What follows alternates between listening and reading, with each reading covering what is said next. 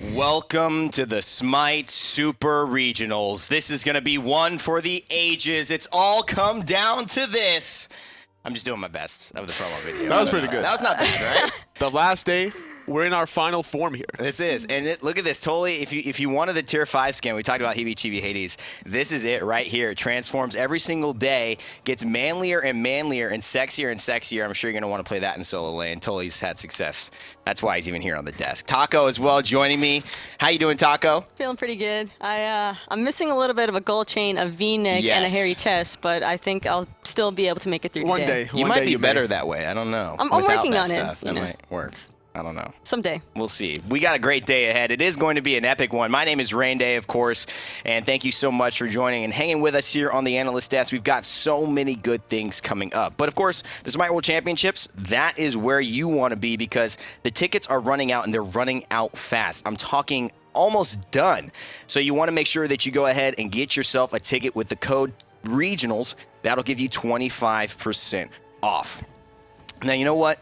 Talking about off, you want to go off in-game. You want to be the best that you can be. How can we do that? There's only one way. Honestly, it's not practice. It's not coordination. We're not talking about practice. No, we're not. We're talking about skins. And you know where you need to get that skin. You know what the best skin in the game is ever created in all games, in all video games? I think I could guess. Taco? I have an idea, Right. but I think I kind of want to hear Evan say it first. It's the Heebie Chibi Hades skin. You know you want to get that Heebie Chibi Hades. The Smite 2017 Hero and Amaterasu all in the digital loot pack. You can see it on the right-hand side of your screen. Just 1,500 gems. And it's going to be one that I think you don't want to miss if you can get it together. I know it's Odyssey season. It's Christmas. It's Hanukkah. Everybody's buying presents, but this is a good value for sure. And also, if you want some free stuff on the side, if you've been watching all week, I'm sure you've gotten a lot of it. But if you haven't and you want to just get engaged now, you can link your account on Twitch to your account on hi-rez. And that will allow you to actually get a free cutesy chest roll and continue to earn prizing and cool chests and things like that as you watch more hi-rez TV. So it's pretty much just our way of thanking you for being a part of the broadcast as a viewer, as a chat member. And when you open up your next Smite game, you have a chance of getting some cool new stuff that you probably weren't expecting. Well, everyone wasn't necessarily expecting the way this last day turned out, but for those of you who have been involved in the broadcast, you know a lot of fireworks have expanded. Luminosity, they made it thanks to Orbit after what an incredible loss they had to Flashpoint when it just seemed like all was out for them. The results of the World Championships lie now, and it's all about the seeding. Obey versus NRG today, and Eager versus Sword. They're going to be battling out for the top seeds at the Worlds. Obey was doing a good job in their first day as they managed to beat out Orbit 3-1. NRG finding that 3-0 victory was expected, but Sanguine put in a decent fight there. Eager taking out Flashpoint 3-1 now puts them in the finals against Soar that found a relatively easy 3-1 victory against Luminosity. That's right. And of course, on the other side, we will take a look at the NA finals later on today, but the first set will be NRG versus Obey, and obviously Taco NRG, they've got some of the biggest dogs in Smite. Yeah, I mean, NRG, it's definitely faces that we're more than familiar with. You have King Kenneth, Adapt King. I mean, whatever you prefer to call him by, he's just a phenomenal player, phenomenal jungler. And he's definitely been, you know, a common shining star throughout the season, as well as Yammyn, Dimi, emilitoo. I mean, it's just overall, these guys are just phenomenal players, and I think it'll definitely be an entertaining set, if anything. But at the same time, I'm also anticipating them to be a little bit more reserved in their gameplay, considering that they know that they're both qualified for Worlds, and I don't think they exactly want to reveal anything in a LAN environment to the opposition. NRG is an all-star lineup. They've been together for over 18 months so far. They have the synergy. They have the mechanical skill necessary to find the wins. But from last year's Super Regionals, they actually lost to Paradigm, I think almost on purpose, just to avoid that first seed curse. And then we saw that epic semifinals match between Epsilon against Cloud9, where NRG now won that Smite World Championship back in 2016. Yeah, I mean, that first seed curse can definitely be devastating. For instance, it seems Orbit was the most recent victim to it this time around. So it's tough. I'm also a little bit sad that we won't be having the EU versus NA chance in the room there, the Erez Gordon Convocation Esports Arena Center and more. It's actually one of those things where now that EU are pitted against EU for seeding, you're right, there could be some potential strategies left on the table.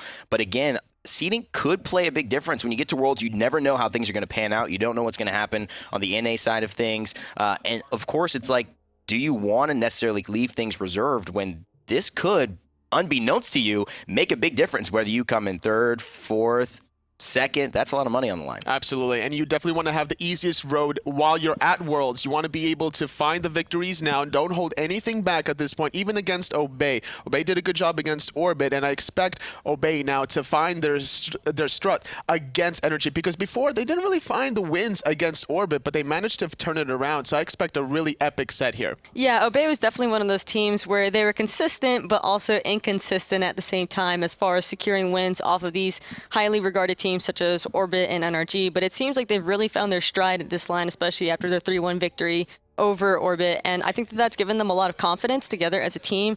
The guys have really been seeming like they've been bonding really well as well over the weekend, and I just think that overall their mentality is definitely in it, and they're more than ready to play today. Well, it's time to take a look at the two that might determine the outcome of this game. That's the junglers on both sides. You've got King Kenneth adapting, and of course CaptainTwig on the side of Obey. And you know what? Fun fact, CaptainTwig, you know what he said to me in the hallway? What did he say? He said, I'm actually, I've seen some of your content, man.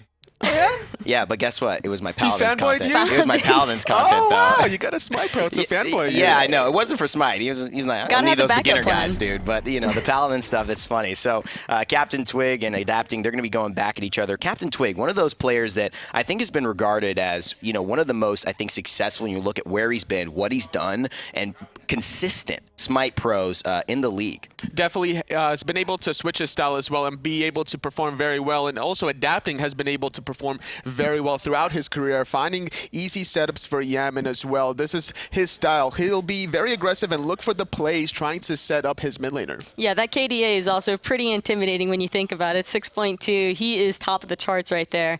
And I mean, you have to really credit it to just his mechanical prowess. He's probably one of the most mechanically sound players that I think has ever been in Smite's history. And I just think that it's absolutely incredible the way that he's able to utilize his talents to really come together with his team. And we definitely saw the video of adapting earlier on in this event where he was definitely energized after all the talk about Cuvo Fred being the top European jungler. That definitely put adapting in a position where he wanted to prove himself even further than he already has. And on his opponent's side of things, it's going to be CaptainTwig looking so serious and focused there, wanting to get this win in the best of 5 set. Can't break eye contact. You That's the cannot way you establish blink. dominance. Don't blink. Dominance. Don't do it. Dominance. Oh, he blinked. Oh, he's not as alpha as he wanted to be. No, dominance established. Oh, and it's just lost. A Twig. Maybe Come he on, heard me man. from here. He might have. He definitely heard us. He did. He's getting it back. Dominance No, the established eyes are again. watering. You can already tell that he's lost it. It's just gone forever now. He's like bringing up a bad memory, and then he's like realizing that it was actually kind of funny. Oh no. I think he's trying to get the Twitter memes going out there. He's doing his best. He wants to challenge F. He's doing his Twitter best meme game. face right now. So capture it. This is your moment.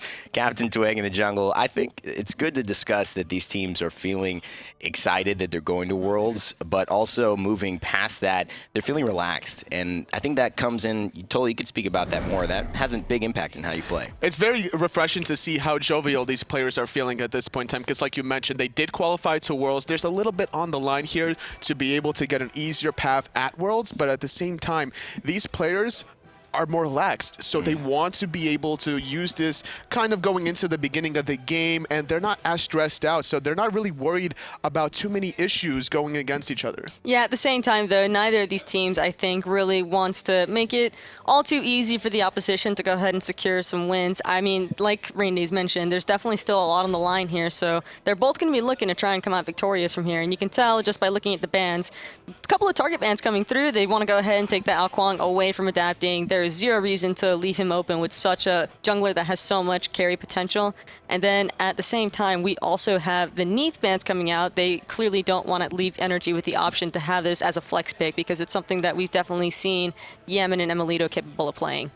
You definitely want to be feeling very loose right now, because now you're going to be more focused on just, hitting your abilities. You don't have to worry about too much pressure on the other hand side. You're just going to be playing your own game and not really have to worry about it. Yeah, the Nemesis pick I think is an interesting one coming out for Obey Alliance, considering that I think that the Nemesis is going to be a really big utility as far as combating NRG's playstyle with the flex picks potential, because if you see the Erlang coming out, but like I mentioned, that's definitely something that can be played in the support role. It can definitely be played in the solo lane role. Although I wouldn't be surprised to see it come into the solo lane role due to the fact that like the Erlang would be an excellent utility for Dimi to just go ahead and have the early game aggression that he'd probably want in order to secure early rotations, because I think Dimi is one of those solo laners who really utilizes the TP more so than what I've seen other players do. There's definitely a lot of flexibility for NRG just to be able to flex that Erlang, Shen pick wherever they really want to. And now with the raw pick for Yammyn, there's a lot of burst damage with whatever god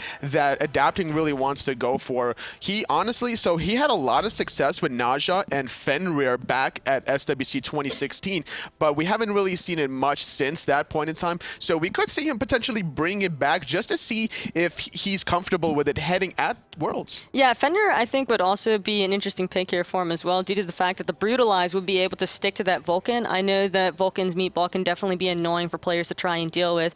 So I think that it'd be interesting, but at the same time, I think that he just wants to go to with the Thor that he established his name on to begin with. A lot of these junglers definitely love the Thor, providing that global pressure, as well as having the double setup for the Raw. You have your ultimate, you have your Tectonic Rift, it's easy setup. Once we see the rotations coming out of Dimi, Yammyn is just going to have a field day hitting some very easy snipes. Yeah, the utility I think that's coming through on the side of NRG is definitely pretty intimidating, but at the same time, that's a pretty spooky composition coming out of Obey as well. I mean, you've got the Nemesis ult, you've got the Vulcan ult, and then the Sobek just on top of that to help with the chase down. It's definitely nothing for NRG to sneeze at. And a very smart Kepri ban from Obey, trying to make sure that their all-in strategy with this Nemesis will be a little bit more efficient. So you want to take away any sort of resilient options from NRG, maybe even taking away another sustain option. Sylvanas wouldn't be a bad idea here. Well, it also seems to me that, NRG, they're looking to ban away some of that hard crowd control and some of that hard initiation. We saw Sobek actually fall a lot because he had to be the initiator, and they would just beads out of it, or they would immediately just burst him down. He'd force him lurking into the waters, then he'd be out of the fight, and they had nowhere else to basically combat that. And so looking to take away maybe some of the way Obey might be able to challenge them. But Vulcan, PrettyPriMe and Vulcan, that kind of comes to mind as one of those combos that you always think of. Vulcan's not a guy that I think a lot of casual viewers, and even in the SPL, you see a ton. What are we looking for out of his play specifically today? I think for the Vulcan, the most important aspect is going to be just PrettyPriMe trying to ensure that he lands his 1-3 combination, because with Vulcan, it can be a devastating amount of damage, as well as a way to really disorient team fights for the enemy team. Because, I mean, when somebody's getting knocked up into the air, anything goes, and it just causes so much issues for NRG if they were to run into that, because they'd have to worry about trying to peel their teammate out of there, and it's just a lot of burst damage, like I mentioned. And this is a god that PrettyPriMe has made a name for himself, having the Titan skin in his honor after the first season of Worlds, where he fell just shy against Cognitive Prime, losing, unfortunately, in that best-of-5 set in the very last game. But now Tyr going to get locked in for variety. If he doesn't get the Ymir, he definitely leans on that Tyr. Yeah, I mean, and we all know that Tyr is definitely a comfort pick. We've seen him play excellently on this god, and I think that it's pretty interesting because they were definitely looking for another form of initiation, and I think with the Tyr, that's going to provide exactly what Obey want into their comp, where they're just going to have the CC that they would want to try and control these fights against NRG once we get to the mid-game stages. A lot of displacement between the Tyr and the Sobek, and surprisingly enough, NRG last picking the Chronos. This is the first time we see it in this whole event. A lot of other players elected to go for either the Soul or the Freya, so finally, that third magical Hunter finally seeing some playtime. Yeah, Emil is definitely pretty slippery on that Chronos as well. I mean, with his movement speed, it's just going to be really hard to lock him down. And I honestly like the Chronos pick into the Soul due to the fact that he does have the stun, which he can utilize against Soul, where if she was to use her 3 to try and immune any damage away from him, if he times it right, that's an easy lockdown. So much setup for NRG here. And NRG, they just look like they're pros at drafting. They just seem like they don't have a weak draft, and I think that's kind of scary for Obey. They outdrafted Orbit quite a bit in those games, and they didn't necessarily get the edge on NRG. So given NRG's dominance, seeing who can beat them, who do you have to lean in towards for the rest of this game in terms of who's going to win? I think it's all about the junglers here, honestly. Whoever gets off to an early lead will win this. Yeah, this could 100% go either way. I think it's really going to depend on how it goes, but we will let the casters determine that. All right, take it away, guys. Thanks a lot. It's me, Tom Badender, standing next to Kevin. We've got a friend on the desk today. Well, the proverbial desk. It's going to be Kieran. Funball, my friend here, the hunter from Orbit. How you doing? I'm doing good today. I'm ready for these games, and hopefully we can have some really good matches today. So straight up already, we see Obey Alliance with a very comfortable draft, as we were saying beforehand. And honestly, NRG also look very comfortable in some of their picks. I think Yammyn on the Raw is probably the only odd one out, but we know he can pilot it. Just looking at this one from game one, how are you feeling? I feel like Obey got their really comfort picks. CaptainTwig's on the Nemesis, Verity's on his tier, but Adapt is playing Thor, and you can never count him out. He has one of the scariest Thors in the. I mean, it's very similar to Gars and Annenster, where Adapting is actually a player that if he can get an early kill, he does not let up the pressure. And Thor's a god that enables you to do that. Your passive obviously giving you bonus power, and I expect to see him try and set up for an early gank here with Yammyn. Him and Yammyn really like to go for early pickoffs in the game, especially around the 3v3 mid fights. So we'll see these guys group up together and just look for a regular old start. No invades or anything coming out. Honestly, neither of these sides of the teams seem to have a composition that really should invade. So regular starts across the board.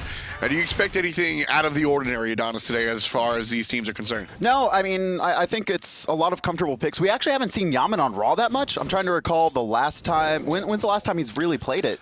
Since before this split, I think. Yeah, it's been a while, and this could be NRG also testing this out. Obviously, there's a lot of things that work in scrims doesn't always translate to competitive games, and so pairing this Raw with obviously the global from Thor and Dimi as well. We know how that Erlang Shen Raw snipe combo has really been decimating a lot of teams.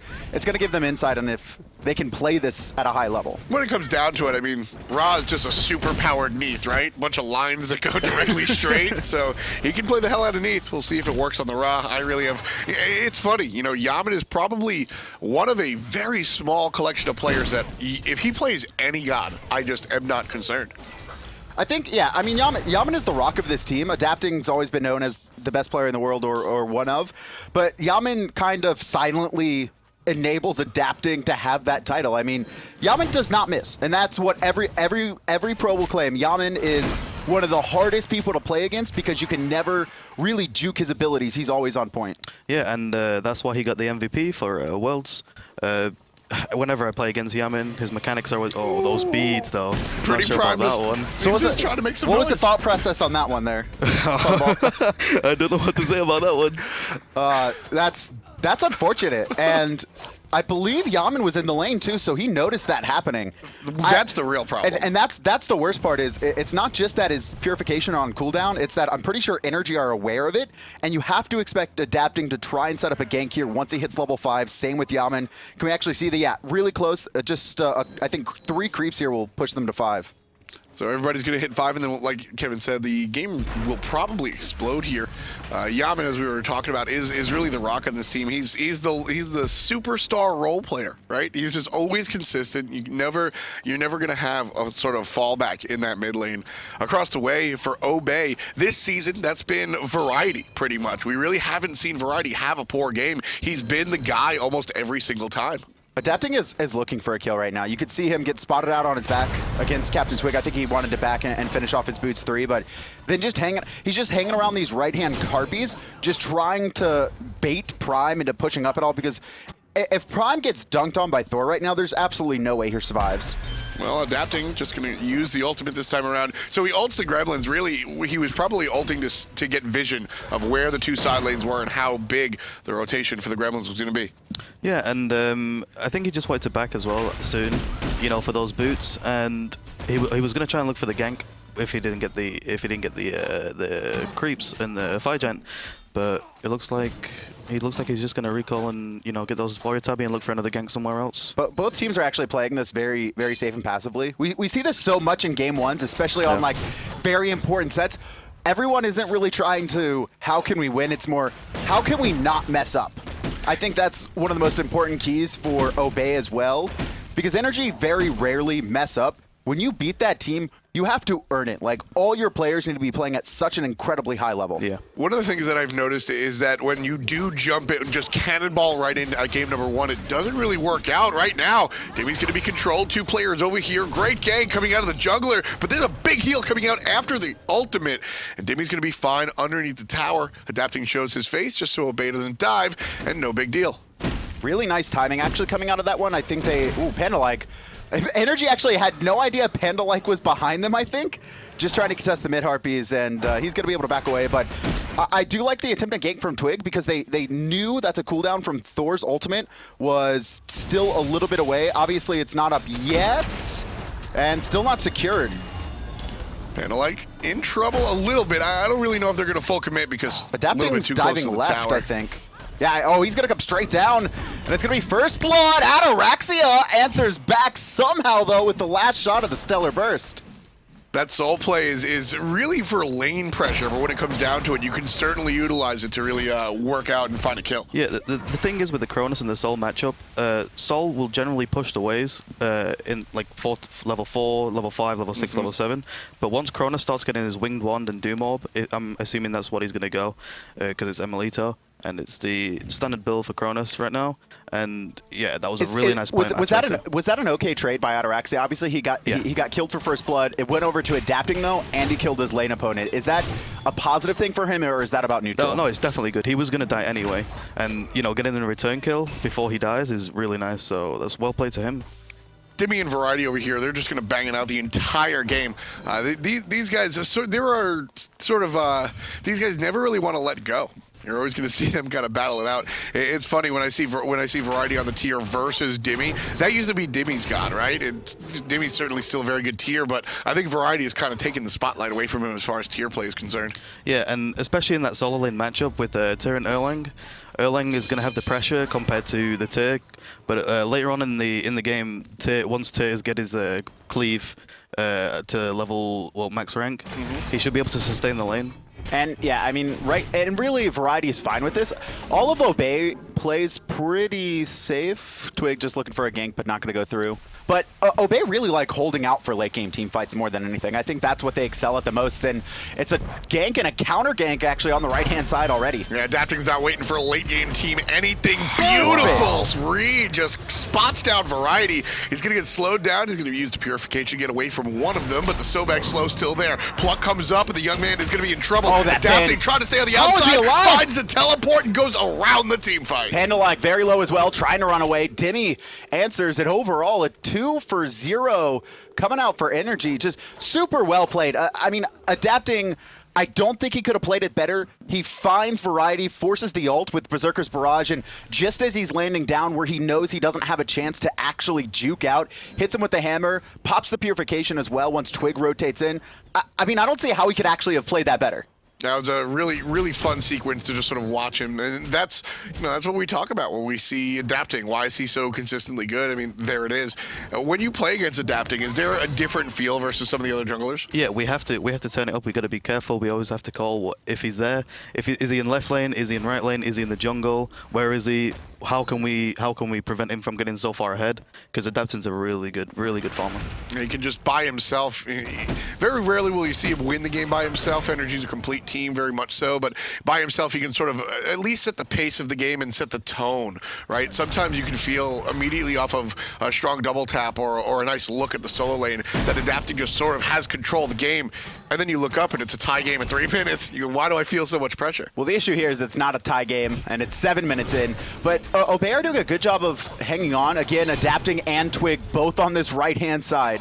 Yeah, this is a fun one here. Adapting's gonna go to the sky, and CaptainTwig will just walk on in, and there's the ult out of Adapting. Nice little bait coming out from CaptainTwig, but it looks like he might actually die for it. Double dash out of the tower. This time, the hammer won't hit, and it's Variety that answers back. Obey get the gank in the right-hand side. Oh! Just got the back off at the last second. That was so unlucky. Yammyn trying to hit the hot snipe, but right-hand side again, it's just Twig Twig's actually the first one to rotate over to gank. You could tell that they're trying to make sure Variety doesn't get pressured out and that this Erlang Shen can't snowball and open up these camps, but it's still going NRG's way because Adapting is just always there. The second Twig shows up in that lane, Adapting's at that Fire Giant, ready to ult in and counter. Well, it's a very important kill coming out for the guys on Obey, in all honesty, because they're able to get that. They're able to sort of grab a little bit of control. They're going to invade in the jungle on the left side, and down goes the buff. It's all Obeys. And soul ult as well by Ataraxia, just trying to steal away those pores. And honestly, Ataraxia playing this a little bit surprisingly. I mean, go back to when he died on the left-hand side. He was very pushed up, and that's not a playstyle we typically see from him. Adapting, very confident in his play, uses the teleport aggressively. Time Rift? Not going to have the hammer up. Chronos is going to chase away, and Sobek stays underneath the tower. Just Adapting barely. can't catch up. And Frezzy does need to be careful against this team. I think NRG are one of the best teams at abusing poor positioning, and Frezzy, while he goes aggressive and likes to set up for his team, sometimes he goes a little bit too aggressive. Yeah, and every time we play against Frezzy, we usually see him out of position, and we're like, okay, how can we focus him and take advantage of his poor positioning? But looking right now, he's improved on it, and well, he's in lane right now for me. It's also kind of harder to see on Sobek because you're supposed to jump into the enemy team on the Sobek. But it's actually really funny when we go to the listen-ins quite often, right? And multiple teams I have heard initiate a fight saying kill Frezzy, kill Frezzy, kill Frezzy, kill Frezzy. It's multiple teams, but you know. Straight, I mean, funny. It actually ends up working out for the team in a lot of cases because you put so much effort into a tanky character, and a lot of times you kind of get into your head that he's not as tanky as he actually is, because he does die early pretty often in engagements. He's the one who will die for his team as long as they can steal a buff after or get a return kill. He has no issue with that. And when you abuse him early game, you get it stuck in your head that you can do that. But when it comes to the 20-25 minute mark and he's a little bit tankier, teams still try and do that, but they actually get in trouble for it, investing all their abilities. It's actually kind of funny. You see Jeff Hinla sort of assume that role for Luminosity Gaming a lot of the time. Adapting and take to the sky, look for the mid laner, just barely gonna miss the stun. And there's the counter engage coming out from Nemesis. Honestly, Obey's doing a great job of every time Adapting dives in on focusing him, just right there. You actually saw NRG try and push up and get into position to follow up off of the Thor, but they just spaced themselves really well, and then the second the Thor comes down, all of the investment goes into him. Same thing that happened on the right-hand side when he was trying to counter gank onto CaptainTwig, and Variety ended up picking the kill. Yeah, and Adapting there, he uses Berserker Barrage to not get knocked up by PrettyPrime's 3, and he had to use his hammer to get out. One of the things that I liked specifically about CaptainTwig early in this game is that Thor is the character that sets the pace of the game. We say that all the time. He's the one with the semi-global ult, and he's going to choose where he dunks down. And we've seen that a number of times. It's the fourth time. And this is what I want to give CaptainTwig credit for. He's sort of reading where Adapting is going to go. Nemesis is at the natural disadvantage in this opposition, and by figuring out where Adapting wants to go, obviously they want to take care of Variety. CaptainTwig's able to be there before Adapting is, and that's why they're able to find these turnaround kills. The dash is in trouble, however. Adapting is not. He'll find it safe on the backside. PrettyPrime's rotating though. Okay, Adapting's just going to ult out. And again, just so beautiful from Obey, recognizing what Adapting's going to do. Variety actually puts himself in a position to answer for more damage when he hammers over the wall after Twig baits out.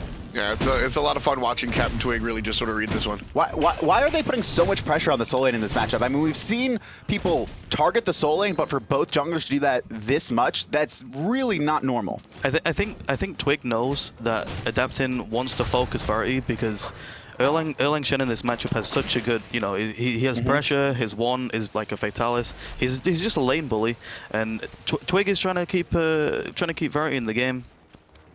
Well, it's certainly working out right now.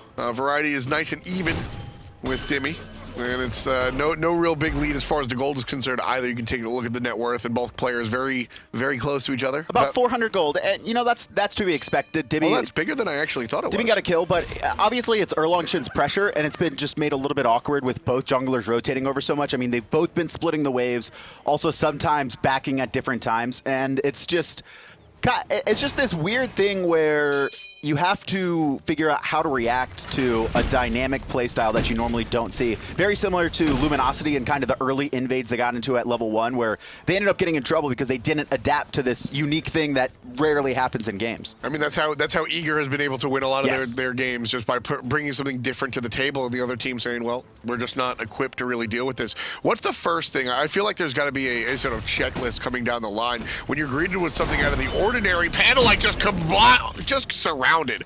I don't even have words for that one. He was just completely body blocked in, and this is what adapting does. And NRG, they got a kill, and now they're trying to push the advantage, look for more. Good job by Ataraxia from rotating over. It's going to make it hard for NRG to dive this, but still iRaffer going in.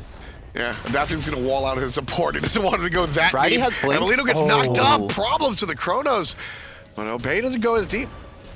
Stun out on Ataraxia too. And I mean, that was just, again, PANDALIKE, we talked about it before, sometimes puts himself into an awkward position. He was trying to contest those mid-harpies when no one else on his team was really in the area. And he probably got complacent because Adapting has put so much pressure onto the right-hand side that he's probably been getting away with a lot of poor positioning and playing that more aggressive support style. Yeah, that fight just seemed a little bit haywire. I couldn't really tell what either team really wanted to do. What do you think the goal was? Well, obviously emilitoo was rotating, so they were looking for a pick, and I don't think PANDALIKE knew that Adapting was there. I didn't see any wards from Obey there. Yeah, there wasn't any. Yeah, I mean, look at the map right now. Both left and right-hand side is actually littered with NRG wards. Just look at the wards placed. I mean, Variety has the highest on his team with 5. emilitoo, iRaffer, and Dimi all at 7 right now. All 5 of those are on his blue buff? Probably. It's all normal wards as well. The key thing in certain games like these is the sentries should be on the objectives, and the normal ward should be so far, so deep into the jungle that the enemies, they don't have enough gold to counter them, and that's what they're trying to do right now. Get as much vision as possible so Adapting can make these plays, find PANDALIKE out of position like he just did before, and yeah, get the kill. And when it comes down to it, you might get de-warded at the actual objective, but like you were saying, you can ward sort of the pathway, and when your enemy team is going to be at it. NRG going to start the Gold Fury down to half HP. Here comes PANDALIKE.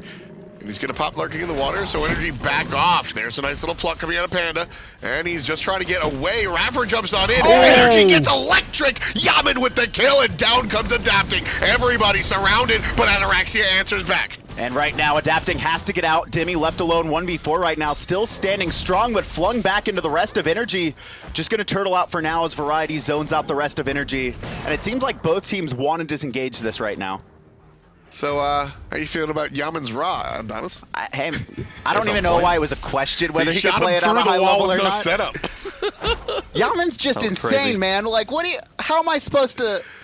You can't even say that a god isn't in Yammyn's god pool. He plays Chiron mid. Well, that's what I was getting at before. I think, even you could give me some of the best players in the game, and they have a specific god pool, right? That's why that word exists. But when it comes down to Yammyn, if he brought out Naja mid, I'd have confidence in it. And there's not a lot of players out there. Yammyn is just the backbone, like we were saying, and a big part of that is because he's just this brick. Well, he served up, didn't purify, gonna pop his Sanctuary for now. And Obey is so scared to follow up off of that. CaptainTwig had they could have looked to invest, but just without knowing where the rest of NRG was, they were a little bit too hesitant. And a lot of that resulting again from, I think, their poor warding, where most of the wards on the map did just fall off, but they didn't really have any in good positions anyway. I agree with Fumble. I think we should start to see some deep wards on those speeds in the red, because Adapting is always kind of in those areas farming and then looking for opportunities when someone gets out of position. Ataraxia looking for the fight against emilitoo. We kind of touched on this one a little bit, Funball, but this is actually where you get to wear your hat and gloves here. How does this matchup work out? The matchup is in Soul's favor for the early game, and then Chronos is just, he's an amazing god.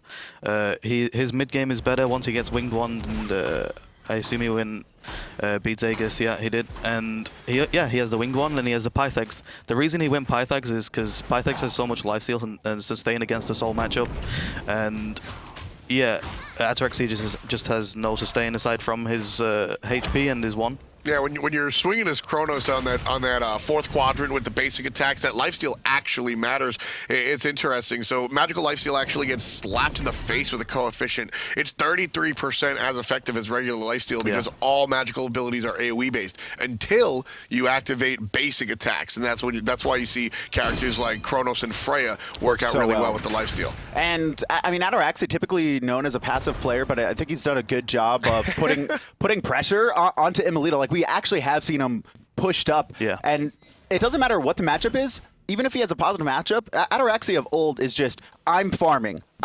He is the I never want to make a mistake guy in every game. Yeah, and that's how I feel when I play against Ataraxia. He just never fights. Well, it's a fight going on now. iRaffer going to take the Nim ult, but the team's not focusing him at all. There's the ultimate out of the Vulcan, not going to find anything either.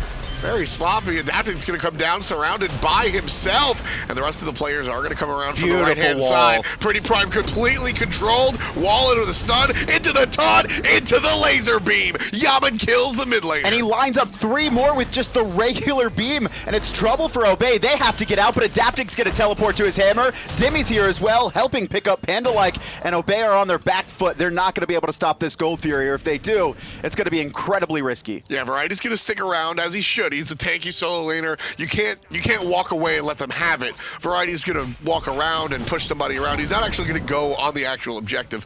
Oh no, look at Twig. Oh, with the help of Twig, he will. There's no Wrath, and all of NRG in an awkward spot, grouped up pretty healthy for the most part.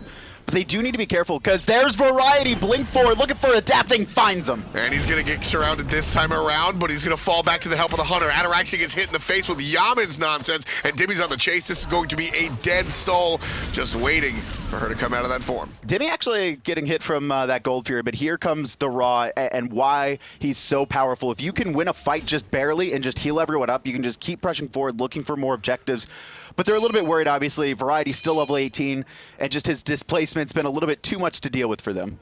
Yeah, and emilitoo had no mana there, so they couldn't heal up and go for the Gold Fury again. And Verity's blink was really nice there. He got adapting, he found it. He's really patient. He was really patient. That was well played from him.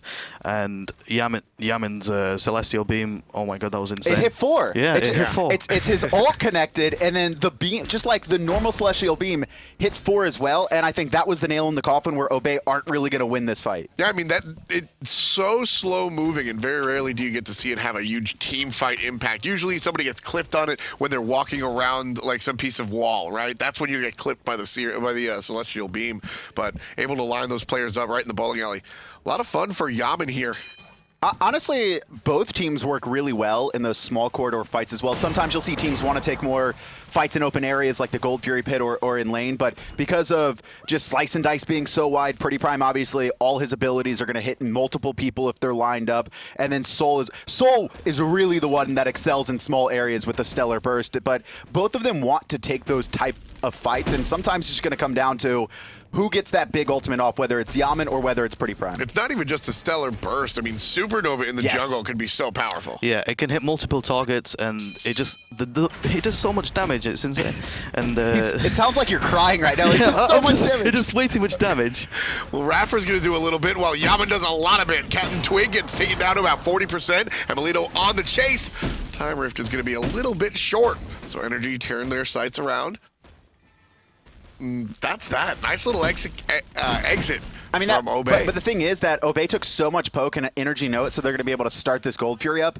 Variety's blink is back up, though. He needs to stay out of combat. Yeah, Sobek's going to blurk in the waters on the left side. Gold Fury completely leashed. NRG now looking for the full team fight. Very low is Vulcan. He's clearly the target. Launches one off just for fun, and Dimi shows up and gives him the spear. Right now, and PrettyPriMe just getting no peel, and NRG are pushing forward, looking for PANDALIKE as well. Variety again to the back line, trying to answer back anything that's possible, but adapting. He's already picked up the support, and Obey have to get out right now. And NRG are still pushing this fight. You can see CaptainTwig being pushed all the way back behind the tower, and this is what makes NRG very scary, is that you're able to control maybe 1 or 2 players. Variety's doing a great job of controlling Yammyn and keeping him out of the fight. but the other players can step up just as well. PrettyPriMe just got no peel there, is honestly what it was. PandaLike was pushed up aggressively. Variety was looking for Yammyn in the back line, and then CaptainTwig got poked out early, so he was never in a positive spot to try and take this. I love what CaptainTwig's doing, though. He's actually distracting energy, and I think now they realize it. They're heading over to the Gold Fury, and it's been dropped by Obey, but they're cut off. Yeah, adapting to get very low. If Ataraxia and Variety turn on this, Kevin, adapting might be in trouble, but he's going to run all the way back home, understanding exactly how low he is. Good job from Energy there, considering they didn't have any wards. I mean, we saw CaptainTwig just go aggressive 1v5, and all it was doing was distracting them for the chance of Ataraxia picking up the gold. Doesn't work out in the end, but this Gold Fury fight has been back and forth for quite some time now. Yeah, Obey Alliance now have a little bit of control, and there's a lot of damage onto Dimi. He Dimi's gets pushed in juggled. the direction, and PrettyPriMe hits him with the backfire. Ultimate coming out from Yammyn as well, connects onto a couple people, and it's going to force Obey back, so they don't get the Gold Fury off of it, but just the juggle sequence was insane. Yeah, the problem is emilitoo had no mana there either, so he couldn't help Dimi out. He couldn't get that time rift. He couldn't get his 3. You know, he couldn't just peel. And Adapting's ult was already down since they used it to get Ataraxia off the Gold Fury before that, and it was really well played from Variety. You know, that's interesting enough to bring that up because of how long the fights have been going at the Gold Fury. Mana issues actually have been a problem, and it's not just emilitoo, but you have to think of Fafnir as well. Fafnir is one of the most mana-intensive Guardians in the game because he likes to dump his kit, ult, and then dump his kit again when his abilities get reset, and that's almost his whole kit. That's almost his whole mana pool right now at this point. Yeah, you see some of those troubles with Bacchus as well. Twig As has he Sunder. tries to keep up. Is drunk. He does have Sunder. Certainly going to help out against some of these tanky characters. Thor is going to, well, Thor isn't really building that tanky actually. So it's pretty much just the Fafnir and the Dimi. And Variety just healing up off the Gold Fury right now. And NRG are pushing forward. They're looking for a pick, but Obey trying to answer back. PandaLike in a lot of trouble. Kill Frenzy, kill Frenzy, kill Frenzy. Yammyn asks for it and gets it. There's the death on the PandaLike. Everybody else continuing. Adapting picks up an Ataraxia. That's going to be 2 dead on the side of Obey. Scratch that, make that 3. emilitoo picks one up himself. It's taken about 6+ minutes, but I think NRG have finally opened themselves up to secure this Gold Fury. You could see Prime back to base, Twig to the right-hand side of the map, and again, just NRG are the ones pressuring out the fight every single time. Yeah, and Energy had 2 things to do. They either find the picks there, which they did, or they could have pushed the lanes because they have a Ra for sustain. They have a Fafnir and a Chronos, which will, and Chronos has shard, and they'll just shred the towers as well. But they got the picks, they got the Gold Fury, and I'm assuming they're going to recall, get some big backs, get some nice items, and look for the push. I mean, I got to give the edge to Energy in any poke war they get into, and so these long extended engagements, as long as they don't run out of mana like we mentioned before, it always goes in their favor because of the Ra sustain. Obviously, Ra adapting with the Thor, with the hammer, Dimi with the pin. There's just so much poke on them that it's hard for Obey to remain alive in these extended engagements. It feels like once CaptainTwig ults, Obey just have to full commit. They can't play this like in and out game. Well, I mean, that's what the composition is, right? When you bring Nemesis on board, you're looking for that big burst. Unless you're specifically countering a tank composition, Nemesis' job is really to start the burst damage. Yeah, and Nemesis' job here is either to kill Dimi with a Sunder.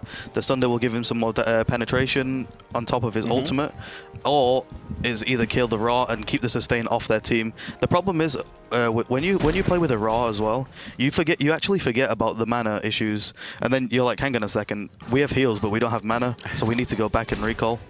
That's the one limiting factor is the mana. Well, he's actually gone for Warlock Sash, so he has a little bit of a bigger mana pool, also more health, which is, I don't know, it's always interesting because some people say, why would you build health against an M, which is going to steal it anyway, but you do have more of a health pool, so you don't lose as much in the end. Right side, a little bit of a group up here from Obey. 4 players looked like they wanted to head over to the right lane. Very interesting rotation there. Well, the first 10 minutes was just everyone camp solo lane. Then the next 10 minutes was everyone at Gold Fury. Adapting, wrapping around from the backside. Nice little stun's going to stop everything. But ultimately, player will be safe. I like the wall. Just the angle of the wall really stopped Ataraxia from retreating. But and again, just this lack of wards from Obey opened up that opportunity. In the end, Ataraxia got out, but I mean, they should never be in that position where Thor's able to loop below your tier 2 when it's a pretty close game. Yeah, just that little bit of sleight of hand. Yammyn is slowed, Again! and a fantastic wall, saving the life of the mid lane. Adapting's got to get out now as Obey come through, and Yammyn lines up 3 again. Twig poked out of the fight, so he's not going to be able to chase. Variety's certainly chasing. Nice This little is a dodge Variety out of the play. abilities. He's going to dodge both Chronos abilities, walk underneath the tower. Dimi doesn't have the pin available just yet, and Variety's going to be safe and sound. Just barely. NRG wanted to fin this tower, though. You can see all grouped up. And it's going to be a 5-on-5 with Adapting coming back into the fight, and so Obey again just have to back out. They haven't been able to successfully just kill someone that they've lined up. You saw Twig go for Raw again. They're trying to burst them down, but NRG are just doing a really good job of disengaging and also peeling for one another. That's really, that's one of the big things that I think we saw some of the teams work on this year was the teammate peel. When you look at NRG playing themselves, a couple of us, we refer to it as sort of like the buddy system. When you see these guys, you can never really find the lonesome pick onto NRG. They always have their teammates near them. Yeah, and our team, we had a problem with that last year. Me and Lobster would peel for ourselves, but every single team is here, who's here is, you know, they've improved on that, and it's Thor's job, you know, to peel for the Raw, and he did with the Thor wall. CaptainTwig poked out for now, though. NRG doing what you said, just trying to siege up right now. And this is the push. NRG are going to look forward to Adapting's in the Tier 2 tower. sky. Yeah, here's They're the grouped. back. Let's listen to NRG as they push on the T2. Go Sobek. Tower. Tower. I We can can get get Sobek. I can maybe What get about Sobek. fire, guys? Come fire. I'm coming. I have ult. I can't secure. I can't secure. Yeah, I got bait them in. Direct the shit. Can I back? No, I got it. You can back if you Hit me. Okay. That's the shit. They're on fire. I don't have a sage. Just call them when they come in. Jag hit med 2 on you ammo. Done. There. Go target. Go on salt. Okay. Okay, go. Turn the back. Healing 2. I'm low. Healing 1. Heal up. Healing the back. Fine. Fire up now. I got sniper. I think so. Do you hammer someone here? I can. Sniper 2. Go fire. One. I have my fire. I have my 2. Do you want to switch to Sobek? I wanna snipe someone. Look at the best. Switch to Sobek in a second, okay? We should kill them. I'm gonna snipe it. I'm gonna snipe this Let's down. go. Go switch to 5 again. Okay. Switch to 5 again. We should kill him. Thank you, Still Serious, for the listening. I really liked hearing the... I want to snipe someone. Yeah, I loved hearing the dichotomy between NRG have this sort of like powwow. They're like, all right, should we switch to the Sobek? That's clearly what they're going to do. PANDALIKE gets obliterated, still alive, going to find a dash out, but not if Dimi stops him in his tracks. Adapting's low, and CaptainTwig's going to give chase. NRG are low, and Variety's got a 2-man knockup. He actually lines up emilitoo for a free kill by Prime. And NRG are forced out of this fight. Variety doing a great job, actually, in the backline. He got off so much poke damage, and just in the chaos of NRG pushing forward, they had no one looked at him, and he just got in the backline. 2-man knockup as well as PrettyPriMe walked in. He's been doing that all split, Again? all year. There's the flip over the top, looking for the push, finds iRaffer in it, puts him in a bad position, but iRaffer's able to jump away. Pretty much no problem for the Fafnir, but other characters have been in a little bit more trouble with the same move. I think one of the big things here for Obey is getting PrettyPriMe to not take as much pressure, because what we've noticed, I mean, just looking at the damage charts, PrettyPriMe is not that high up in there, and that's because he hasn't really had this setup ultimate. He's actually always been running away. All his ults are in movement, they're short, they're just kind of rushed and hectic, and that's one of the best things NRG has done, is just making sure that PrettyPrime's never in a comfortable position, and Obey aren't in a comfortable position to line up this big burst ultimate.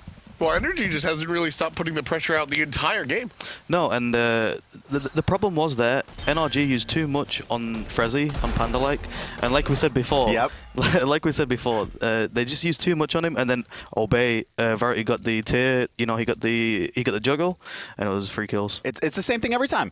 Early game, PANDALIKE's pushed up aggressively, like, oh, it's PANDALIKE. Out of position again. Let's kill him, and you kill him. Maybe you lose a buff. Maybe you lose a return player. Maybe it's just you get the pick and that's it. Yeah. But then you try and do it again at 30 minutes at the FG, and PANDALIKE's like, dude, I'm almost full build right now. I'm pretty tanky. You can't do that. You can't invest everything. Here he is one more time. You know, start zoning out the enemy team. Just walking right into where NRG wants to go, and that's why Adapting looks for the flank on the left side. Teleports in with the tower, but not going to do much damage. But he's going to take to the sky, Kevin. Sanctuary gonna keep him alive, adapting down, zoning out Obey, but he's actually in the middle of Thor, and he's in trouble trying to get away. Does hammer out, and Yammyn from the side again. No questions here, folks. This Ra is certainly not dirty whatsoever. And there's the double kill. Oh my goodness, Yammyn. See, when you see other players take out characters, you know, out of nowhere, it's so interesting watching how Yammyn's just able to bring this character out and succeed day one. What were you putting on Look at the damage numbers right now.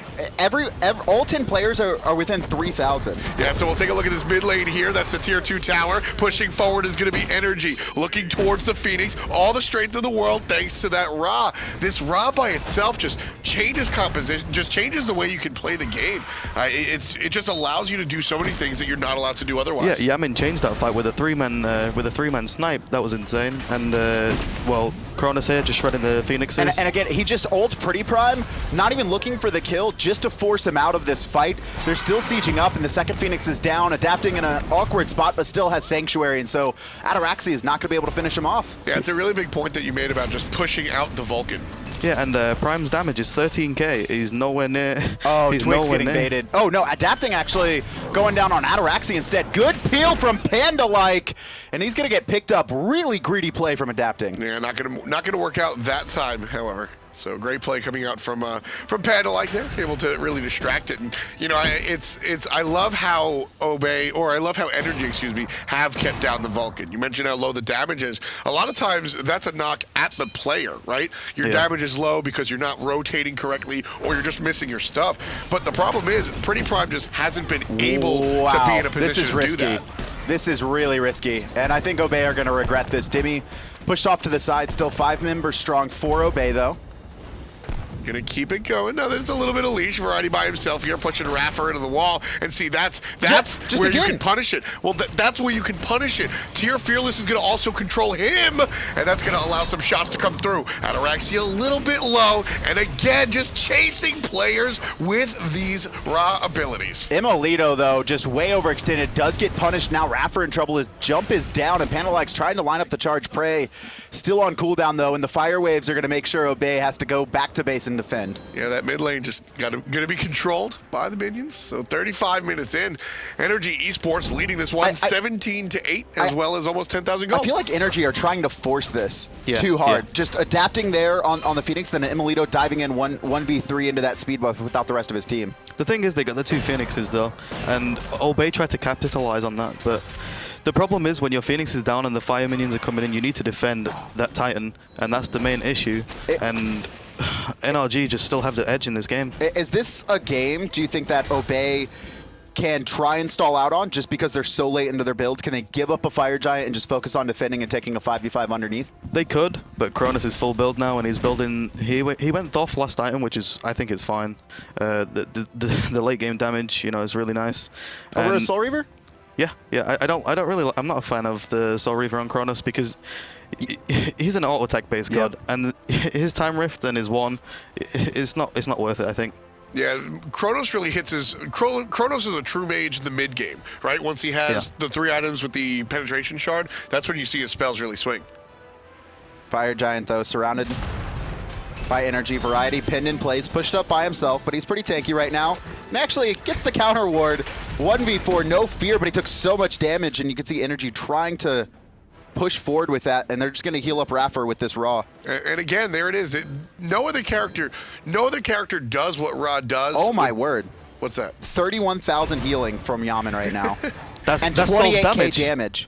That solves full damage. Yeah, Ataraxia is just completely negated thanks to the Ra. Variety does find 2, and here's the lineup Obey's been looking for. emilitoo able to get out just for now. PANDALIKE gets the kill on that one, number 9 on the board for Obey. Dimi's very low, but he's tanky as well. Variety coming on through, can't find the Fearless this time around, just power cleaves, but he hits Raffer with it. Obey just can't, they get a little bit, but they're not able to grab onto the rest. Why is NRG so slippery in these team fights? The problem is emilitoo keeps getting picked as well. That is really bad in late game for Chronos to get picked. I've done it myself as well. I had a problem with that as Chronos a long time ago. But Obey is really capitalizing on that. Raffer there used his ult. I think he was expecting Obey to go on the fire straight after, but they had to defend the mid Phoenix, and the right Phoenix is coming up soon. So with that in mind, the Fire Giant won't be taken. Adapting lands down aggressively onto Ataraxia. The Red Phoenix respawns, and it will be fine, but there's PANDALIKE pushing forward, and pushing backwards, rather, as Yammyn fires everything off. Yammyn's been insane, though. I mean, again, I think one of the reasons that Obey didn't even go for that Fire Giant is after emilitoo got picked up, as Obey were funneling forward, chasing energy, Yammyn hits a two-man snipe again. I mean, I've never seen a guy hit just these multi-man snipes without setup so repeatedly. It's actually insane. A lot of it, I think, is a result of where the team fights are taking place. Like we mentioned earlier, both teams like to fight in these narrow corridors because they have all these AoE abilities. But I think that's actually giving NRG an edge because Yammyn has been so consistent out pumping out damage, whereas Prime's been under pressure and hasn't been able to do the same. We also see Obey really... That's a Frezzy move. That's why you kill Frezzy, right? Yep, that's how you kill Frezzy. That's why you mute him in game. I've actually that's another one that I've heard from multiple players is that as soon as you get into a game against Frezzy or PANDALIKE here, you have to mute him. It's 100% the strategy. NRG don't want this speed to go for free. Yeah, at the end of the day, I think it's less about the actual buff itself and just about the ability to walk around. If they find one single pick, I think they're able to really transform that into the rest of the team fight. Oh, Twig. I mean, he went aggressive by himself, but I don't think he realized that Mantle of Discord was picked up by Ra.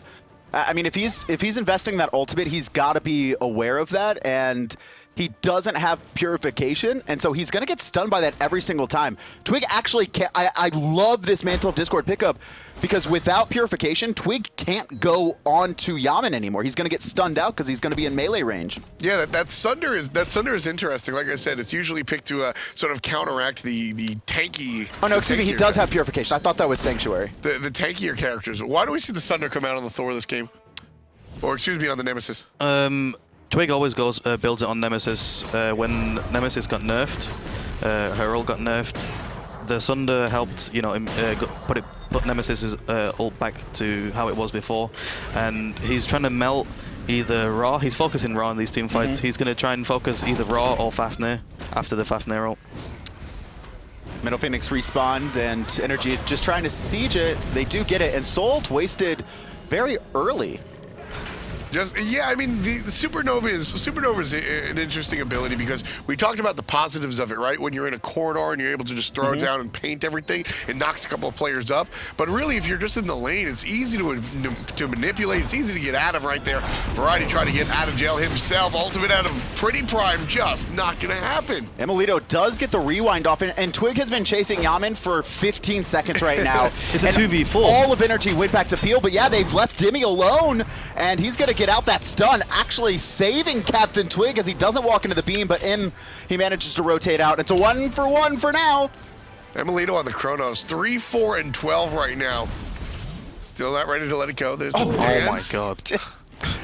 And how Obey can't really fight anymore after that. I mean, they do find iRaffer as the rest of NRG were backing. iRaffer jumps over the mid wall, and Ataraxia is out as well. iRaffer's going to be safe. Well, see, I mean that's the beautiful part about this Ra is that you don't even need the kills. You just need to push somebody out because all of the damage that Obey takes is permanent. They don't have a Guan, they don't have a Ra, they don't have a Hell, God forbid, right? The NRG on the other hand, they can just, oh, we took some damage. We'll fall back and let Yammyn heal us up. No I mean, all of Obey's team fight is Ataraxia right now. It's this soul because it is just this very grouped up fights with a lot of healing, a lot of tanky characters, and so the Stellar Burst and the Supernova are actually critical. I don't find Obey getting any kills in these fights without Ataraxia hitting people with his ultimate. Yeah, I mean, the amount of control that this brings is very interesting. What's the best use for the Soul Ultimate really to come through? I think it should be used in the middle of a team fight when people are already poked out, and then but it's like everyone else is clumped up because of the shell, because of the heavenlies, and they're chasing, you know. And then the Salt ult is so impactful because it has a knock-up as well, and the more targets it hits, the better. And Ataraxia just has to get a really good positioning on that ult. NRG, on the other hand, looking for positioning around the Fire Giant here. Certainly have command of the map. Obey Alliance on the back foot, but you can see the confidence in Obey. They're willing to spread out just a little bit, and they understand that if NRG are able to really just clump them together, that's going to be problems for them. Yeah, and the Soul Reaver was used from the just saw Vulcan. He's just going to heal it up. This Ra was a really nice pickup. Yeah, it's such a big impact. Looking for the big impact is going to be the Vulcan, but it's immune thanks to Sanctuary. Dimi, on the other hand, not as lucky underneath the tower for now. Gets hit on the back end. Meanwhile, you see Adapting land back there. Yammyn gets the kill on a variety. Oh, Still, Dimi's gonna get out. Dimi alive. There's one that missed. Oh, and the pin too. Twig has speed buff, but they're going to give him up. Dimi's safe, and now iRaffer over the wall as the rest of NRG start to collapse. They get a stun, and emilitoo's doing a lot of damage right now, but he has to back off as Twig comes in on the top side. Yeah, CaptainTwig, however, is going to meet up with another member of Teleport. NRG. They're just all clumped together. Nice little knockup, and Yammyn's able to do the majority of the damage. Emilitoo puts a pin on it. It's just a matter of who can pick off the other person diving your backline first. Can NRG kill Variety first or PANDALIKE, or can Obey kill emilitoo when he overextends, or can they kill Dimi, obviously, when he's left by the rest of his team? And Dimi just playing that perfectly, not only just waiting for the perfect time to use the turtle to get out, but also just finding that pin on CaptainTwig at the last second and right before he dashed aggressively. So this whole time that we've been outside of the base looking at team fights, the Titan has found itself at 50% HP. And, I mean, that's the main issue. And honestly, NRG's just going to pile in here. Yeah, they're going to walk right on in with half HP on that Titan. They don't have to do that much themselves. Game 1, it's 21-10 in 43 minutes of play. And NRG take it.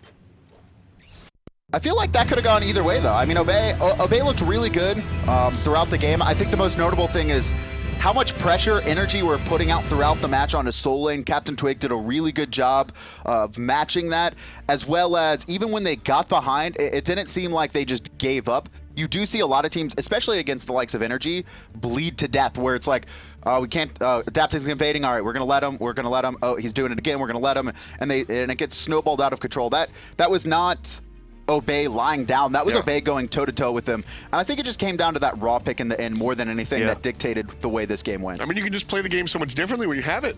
Yeah, you have the sustain, you can get poke, you can take poke, and also the previous two fights, it was a 2v4. It was Dimi and iRaffer zoning out 4 people, and then they were just killing Verity with the Chronos, with the Thor, and with the Ra. Yeah, you saw that a lot in the team fights where you would just see the two players sort of zone. Yammyn would be doing his thing and then go, okay, and just ult in the general direction and get a couple of kills. It was really exciting watching him pull this one out of the god pool. Evan and friends, why don't you break down game 1? Thanks, Tom. Well, let's take a look at Game 1. NRG get the win over Obey. Moments for both teams, but overall, NRG seemed dominant and ready to come to play. Absolutely. It's definitely not as dominating as we're used to seeing out of NRG. This game did last for 43 minutes long, 21-10, and I definitely got to give a lot of credit to the way NRG were able to withstand the damage from PrettyPriMe in the late game, always holding on to those sanctuaries. Yeah, it just seemed like NRG are a really strong team at knowing when to go and engage in a team fight. It seemed like almost every single engagement, PrettyPriMe just wasn't able to be as effective on the Vulcan due to the fact that every single time somebody would get caught in that ult, they always had an active available, particularly the Aegis, and it just seemed so difficult for Obey to really lock anybody down in particular. And considering the fact that NRG had the Raw for the sustain, overall it just leads to a detrimental environment, and there's just not much you can do about it. We saw 36,000 healing versus the 4 coming out of Obey. Not really much answers for Obey in terms of the Raw. They tried with the anti-sustain options. They had the Brawlers, they had the Divine Ruin, they had the Pestilence. It just wasn't really enough to shut down Yammyn. Yeah, it's kind of difficult in those situations as well, I think, for Obey, because it can be a little bit devastating when you consider the fact that they probably should have secured more kills than what they were actually able to during, I'd say, the mid-game stage in particular. But that's kind of NRG's playstyle at the same time. They're one of those teams where it's never really a distinct moment in time when they're going to just all in on you. But once they do, their team fights are always just incredible, and their zoning is phenomenal. They just really know how to work together as a team. And we see the coach there, Hazer, talking to Obey, very serious right now. This has definitely been a great pickup with them transitioning from the group stages, now qualifying to Worlds out of the Super Regionals. And I definitely expect him to make a lot of changes heading into game number 2. I think the most interesting thing I saw watching the game was we saw Adapting continuously get away on the Thor. He had so much mobility, so much engage. It was a very effective pick for them, but not only that, it was maybe more of a theme of Obey not closing out kills. We saw at the very end, the Sobek goes into lurking in the waters. Dimi's almost dead, waits for it too long. Turtle comes up, and he gets away. And these are the things that I think probably moving into the next game, Obey can't afford to do. No, they definitely cannot allow Dimi to get off to that early start. They need to be able to shut down that solo laner if that's going to be their goal. We can see some solo lane matchups go into Variety's favor. The tier specifically is not the greatest in terms of getting an early laning phase advantage, but if he gets more of an aggressive style instead of picking the tier, maybe go for a Robin or an Erlang Shen for himself, then maybe we could see CaptainTwig lean a little bit more on that solo lane, especially if CaptainTwig is going to be playing that Nemesis. Yeah, you can